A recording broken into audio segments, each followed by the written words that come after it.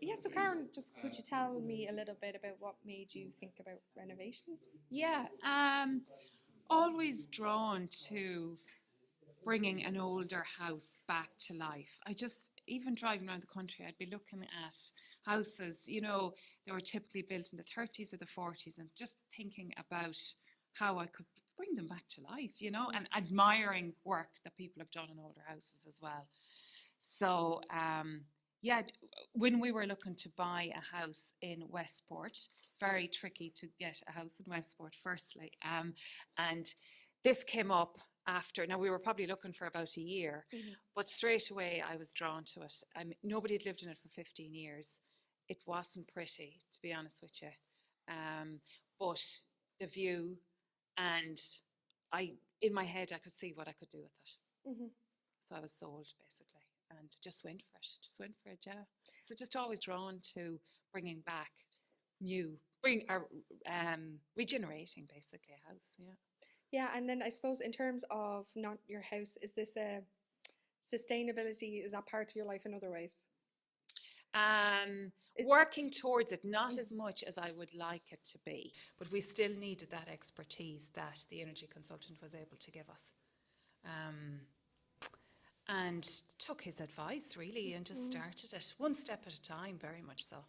Because it's a new world and it's not something that I'm familiar with, you're learning all the time. What are some of the challenges you've faced? Because I know we chatted briefly about the challenges. delay. Yeah. Moving in.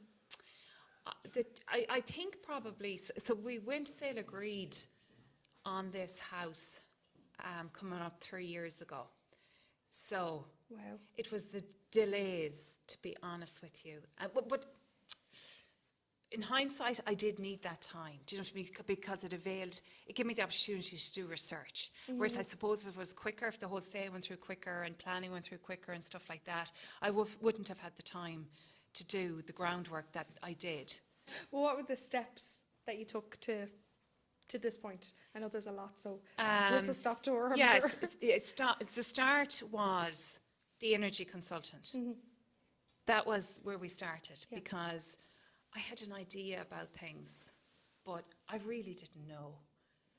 I knew that I wanted an aerated house. Okay. But how was I going to get there? Even from the windows, from the heating. We have a really, really good contractor, Westport, Patrick Walsh, and he absolutely was able to give us advice based on other projects that he had done. One of the reasons we bought it was the site, the view. So it was always going to be about this room. Okay, yeah. And making best use of what's outside there. So eventually there will be a decking there as well. Oh, very good. Because it's not very clear day to day, but normally it is beautiful. Well, indeed, Stunning. yes, I can see the sun is down there. Yeah. We're in the process. So we started in February, and we hope to be moving in just before Christmas, so in about 7 weeks' time. Yes, we're almost coming to the end of it at this point. And it's almost a year's work. Almost a year's work, exactly. But it's even more than that, really, because we were probably a full year before that planning at the planning stage, absolutely, and planning permission and going through all that, and just really doing a lot of research into what was going to be the best approach, even from definitely from an energy point of view. So all that was a year in the doing, and then it actually started then in February. What different types of measures that you're planning to use, or that you are using? Yeah, so I suppose where we started at the research stage was we had an energy consultant, Cathal Brady, come and do an assessment of the house initially. So he shared his, I suppose, views and advice on how we could get the house to as high A rating as possible. Okay. And we took on board all his recommendations. And I suppose the biggest piece of that was the external wrap. It was unusual, really, I suppose, for a house of its time, in that this was the kitchen and that was the living room. But there was always, it was half open plan, if you like. So we kept it, rather than having it fully open plan. From I suppose, a heating point of view as well, we kept that wall. So there's a chimney here, and there's an opening the other side as well. So we made the choice to retain. We didn't close up the chimney. Okay. We were advised, the energy consultant, it wasn't going to hinder, I suppose, us getting to the A rating that we wanted. Yeah. Yes. So we made the choice that we would keep this chimney open. You cannot see it here, but we are going to put in a little small solid fuel stove. But it's more, to be honest with you, for backup. That's the approach that I took, just in case. Do you know what I mean? Because otherwise we are fully electric, so it's just as a backup. Yeah. And anyway, well then, apart from the installation, what other measures, what type of heating are you proposing to? So it's air to water is the heating that was recommended, Yes. And that's what we went with. Underfloor heating then is what we have that in this front room, because this is our main living area. So the kitchen is there, and this is the living television area, if you like. So we put the underfloor heating here. We didn't throughout the rest of the house. Simply, it was just a cost thing, really, because all the floors had to be dug up, and you know, it was to make a saving wherever we could. Yeah, but I imagine it must have been a very difficult thing to actually have to take all the floors. It was a huge job, way down. yeah. We work with a really good contractor, Patrick Walsh, Westport. So, you know, it was very much a partnership from the start to now to this, you know. So he was able to give us good advice. Okay. So you had to go down quite a bit. Yes. Presumably you put in some serious insulation underneath. Yes, that has to be done. Yeah, exactly. The heat pump is installed. It was just installed last week. Yeah. Okay. We'll see that now shortly. It's in the utility room. So if you just want to come to the utility room. So the heat pump, that's only gone in, right? Yes. So with the country, I haven't been walked through. Mitsubishi, yes. Exactly, yeah. So I haven't met with the electrician on site yet, or the plumber, you know, to go through exactly what with regards. So this is brand new. So I don't have much information on this for you. Okay, well you have a certain amount of underfloor heating here because your piping is all going through. No, there's no. No, but I mean, that'll come on. Absolutely, this is going to be probably the warmest room in the house. Yeah, and you know, even doing that, because we were doing the plans for the utility room at the moment, and it's utilising that, you know, for drying clothes and things like that. That particularly around this area is going to be so warm. So how can you incorporate clothes drying in that area to make best use of it? And can I ask about your windows and doors? Yes. Are they triple glazed? They are triple glazed, yes, exactly, yeah. Again, it was on the review that the energy consultant did for us. We completely followed that. So there was some insulation in the roof, and that proved to be good enough, we'll say. We were able to keep that. So that was positive, that we didn't have to go putting fresh stuff. We were at an eco tour 2 weeks ago, where Damien pumped cellulose on top of the yellow insulation. Fiberglass was he pumped 9 inches of cellulose onto the top of it, to give a very good insulation. Yeah. So that was and we're doing the same thing here. So it was insulated a couple of times. Initially, when the house was built in the 70s, and again a few years ago to draw down the grant. But with all the work that went on in the attic, it was all messed up and untidied. So we have to tidy it up, and then we're putting a layer of cellulose over everything again. So you'll have about 400 mil. When we're all finished of combination of cellulose and fiberglass. That's good news. Does the cellulose form like an airproof layer on top then, or? I wouldn't call it airproof. A continuous, uninhibited membrane. It just naturally creates that itself. Yeah. But it is hydroscopic, so because it's a natural material, it's recycled paper. It's great for drying out older insulation, like fiberglass and so on. It reconditions all that and helps it do its job better. So it's great in that sense, you know. And it's a natural product, then you're saying it's not synthetic. Natural product, yeah. Recycled paper. made in Cork from recycled paper. Yeah. The different types of insulation, the old yellow, the grey or the brown.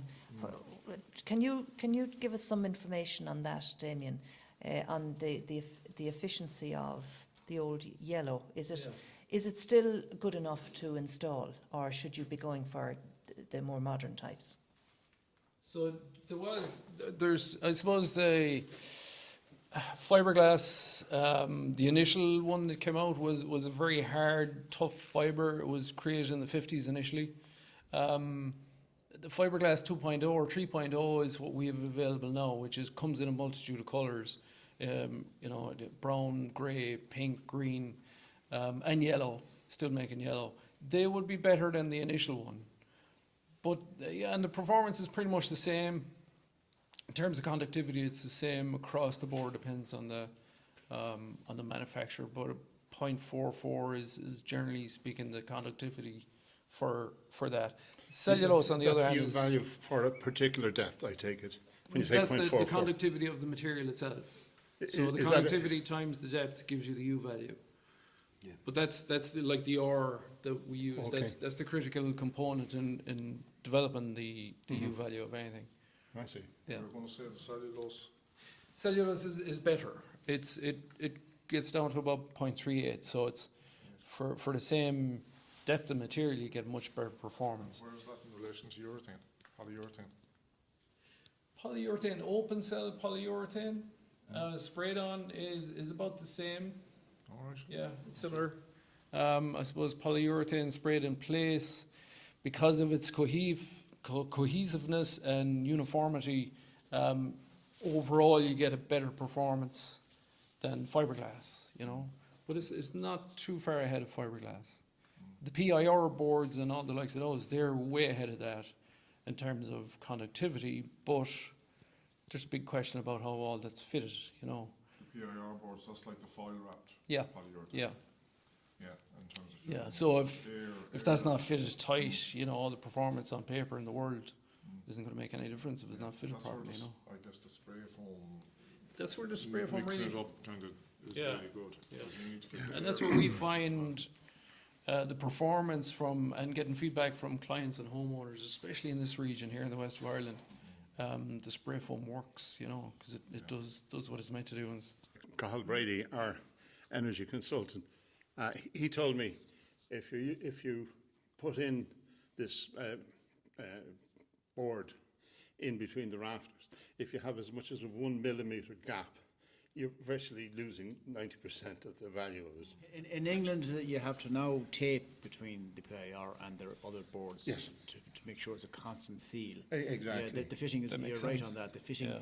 is very, you know, the board timbers, rafters mightn't always be parallel and you might miss a cut or miss a small gap appear. But now you have to tape across them. In terms of the things we've discussed so far, obviously we've talked about the wall insulation and the roof insulation. We've talked about the doors and windows and the quality of the doors and windows. We've talked about the heating system, the underfloor heating that they've installed and the heat pump which is going in. And we mentioned obviously the type of lighting that will be used. So what have we left out? Nothing, I'd say. I suppose you have to be always concerned, and that's why you have the skill like Damien brings to the job, is when you're putting in countersunk lighting in the ceilings there, they have to be set in an airtight envelope as well. They can't puncture that envelope. So there's services coming through the insulation and then the membrane into this room all have to be treated with airtight silicone or other materials, but they all have to be treated like that. Similar to the sockets on the wall, when they breach the airtight membrane at the outside envelope, they have to be sealed against air ingress. Okay. All those little small details, and they all add up to something. You can see the kitchen here. There's a lot of them. Well, the ones on the outer walls only, not the inner ones. But Units, yeah, outer walls. they all have to be sealed against sealed air. properly, yeah. So at what stage do you seal those then? Well, on a new build, we seal it at the membrane, the first fix. On a new build, this is a retrofit now. I suppose as they go along, you'll seal it. But on a new build, you seal it in the membrane as you go along before you mount these, and then you seal again after that. So they have to be watched out for all those things. Sewer pipes coming through walls, all those things have to be sealed because the material often shrinks back a little when you're drying leave a out your gap. house, and you get a little gap forming, and that can add up to a lot. Like a window open, small window left open the whole time if you don't see them all. So they're small things, but important things. Insulated plasterboard there, or where would that have been used? I think the builder probably used it on the slopes here, All right, okay. Okay. on the ceiling, yeah. Of course, yes, I did notice that. Obviously, it'd be difficult to get insulation in those sloped areas. Yeah. And there's some of those that we have a bit of work to do with. You can see the outline of a timber strip or something going across there. So the back wall of some of these we have to address when we do the attic installation. All right. because this has obviously been the highest portion of the house, is going to draw a lot of heat towards it, you know. So, yeah. Can you tell us again about the external insulation, please? Just so that I think everyone mightn't have heard. Oh, in the beginning. okay. Yeah. Okay. So, like Karen said, the walls were pumped originally on the house when they purchased it, and now we're putting 100 mil or External. 10 centimeters of external insulation. We use a Kingspan board. It's a platinum grey coloured polystyrene board onto the outside and giving it a brand new render finish.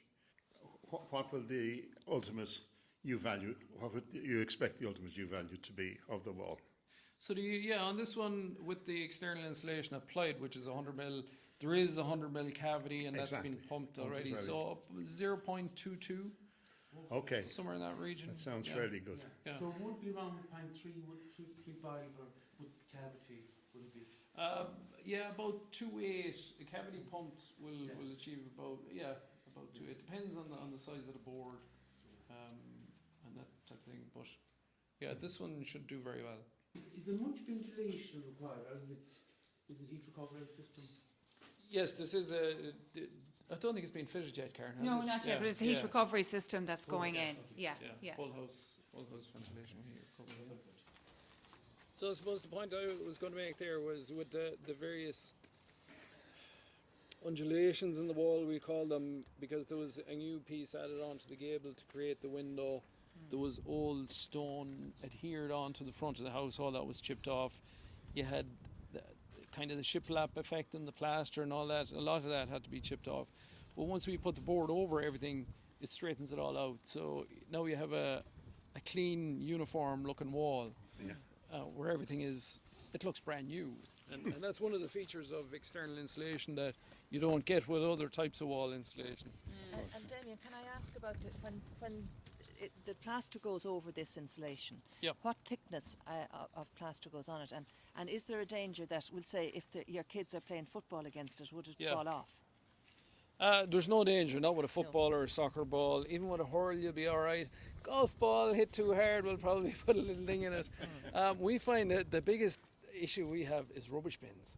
They get caught in a storm and they're fired against the wall, and bang, you have a divot that you have to come back and fix. You know. Yeah. But the plaster wouldn't actually fall off. No. What is it, about It's like a little indentation. in the wall. 25 to 30 mil, is it? What Oh, I'm sorry. The thickness of the Yeah, plaster. No, it varies from 5 to 7 mil. Oh, so just it's the quite skin. thin. Very Yeah, yeah, it's very quite thin. Yeah. What was attractive about the external insulation was, as Damien said, the finish on it. So I have a picture, and I'll share it with you, Gemma, the original house, but you'll see there was like a stone finish cladding on it that I didn't want, basically. It was dating it. So that was going one way or the other. So this was, this. But you didn't have to remove it. Oh, it was, you? yeah. It all was, taken off, Yeah. So it's a dried ash finish. And you were able to Stick adhere directly over it, yeah. to that. So long as that's not loose or boast or hollow, and it's not falling off, we can leave it there. Yeah, and just go Okay. right over it. you know. Oh.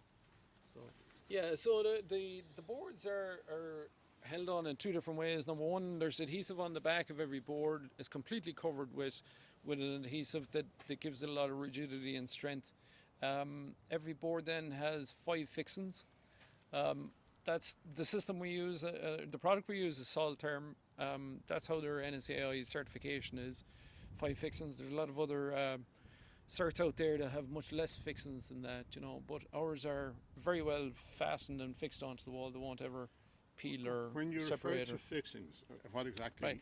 So if you see the wall there behind us, it's Yeah. like a mushroom head fixing. Oh, I see that. And is that drilled in? That's drilled in, and that fixing is Okay. hammered into the wall then. Ah, very Yeah. good. Okay, well, that'll hold Yeah. it all right. If you decided at some stage after this job has been finished that you now need to put in either a satellite dish or something else, Yeah. and you have to actually cut out a piece, then is that a difficult process then to? It's not difficult, no, and it's possible to do. You're creating a breach in the membrane, and obviously we'd have to fix that properly. We've become very good at doing that because we get called to jobs to retrofit stuff, so it's not a problem. Okay. But just to ask about the eaves, how you're going to finish where the insulation meets the roof? Or does the spray inside block that gap? So we've extended. You can see where see it we're going up, yeah. we've extended it up there to the close to the back of the felt. We maintain a gap Yeah. between the felt and see that, the yeah. top of the board, and the board is coated with chamfer as well. Right. The cellulose insulation will roll down to the back of that board, so there will be engagement between the board on the wall and the cellulose insulation. Yeah. And you need the gap for them for ventilation. For ventilation, yeah. We'll probably have to fit a vent card up there just to maintain that space as well. All right. Yeah. But that's par for the course as well. Yeah. If there's any bit of a gap, we'll fill it up with expanding foam. Yeah. Now that there's a special bead that we use when it touches concrete, and underneath, if those were all, say for example, they were existing PVC or aluminium fascias, we have to use a special expanding bead where they touch together to seal it. So we'll be using that when we're doing the plastering work on this. Yeah. Expanding bead. Yeah, it's got a little neoprene strip on the back of the bead that once you tear it off, you stick it in place and it expands out slightly to fill the hole, yeah. Oh, okay. Yeah, genius little things, yeah. It'll fill all those sort of gaps and make sure you have good adhesion to everything. Or, we'd use them, you can see them around the window frames there actually. So behind, if you look in there, you'll see it's very hard to see, but there's a little bit of expanding, an expansion strip. Yeah. And it's got like a self-adhesive, almost like an airtight seal onto the window frame. Then we plaster into this. This is what they call a tearway portion, so that just pulls off when all the plaster work is finished. And you get a nice clean joint then, with your windows completely sealed into. And that takes the place of DPCs, and those details are critical. Yeah. All these windowsills, these are all Absolutely stunning. powder coated aluminium. They all have an upstanding at the back of the window drip, and there's an upstand behind here that stands up. So even if those seals break down in time, there's a physical barrier to the water getting in. So those type of little details are critical. Yeah. So that's on top of the old windowsill, is it? Yeah, the old windowsill is still in there. Yeah. Yeah, we just cut off the overhang, the nosing on it, fit our new sill, and away we go then, yeah. So it's never seen, but it's still in there, yeah. Thank you very much.